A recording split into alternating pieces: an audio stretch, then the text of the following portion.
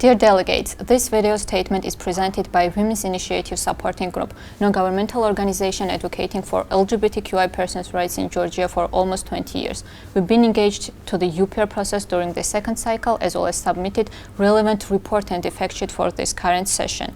During the previous cycle, Georgian government had received 9 recommendations in regards to sexual orientation and gender identity, out of which 8 has been submitted. The majority of these recommendations were directed to eliminate social stigma towards LGBTIQ persons. As far as no positive measures had been taken by the government, an existing stigma continues manifesting itself in institutional homophobia, which results in the homophobic transphobic hate crimes.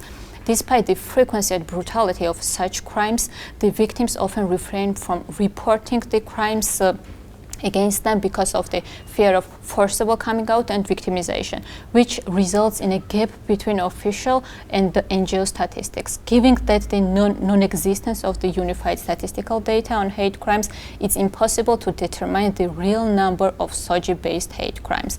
The mentioned stigma, as well as the non-efficiency of state policies, result in an infringement of the right to freedom of expression and assembly for this group, always opposed through the threats coming from third-party far-right groups, even though those far-right groups publicly incite the violence against the LGBTQI persons. There has been no case when the criminal liability was imposed against the perpetrator or any attempt of the state to reduce the polarization. So that we recommend the Georgian government to integrate the SOGI issues to all educational campaigns addressing policing, criminal justice system, and civil society, and as well as in line with Sweden's recommendations under the previous UPR session to establish the special hate crime investigation units that could, within the law enforcement agencies, to strengthen the investigation, prosecution, and prevention of hate crimes. Trans persons continue to be the most marginalized groups in Georgia.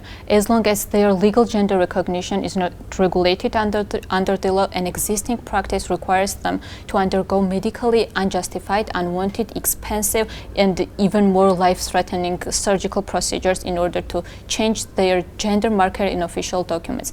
In addition, another problem faced by the trans group is related to the healthcare system. There is no clinical guidelines and protocols that could underwrite the procedural rules in regards to trans-specific medical health care. So that we recommend the government of Georgia to amend the law to regulate the legal gender recognition in a way that it was based on the self-determination of trans persons, exempt from abusive requirement, and was a simple administrative procedure, as well as to adopt the clinical guidelines and protocols due to trans persons in line with the international standards. These and other shortcomings in regards to LGBTQI persons, as well as the scrutinized recommendations, can be found in the submission and the relevant fact sheet. For now, many thanks for your attention.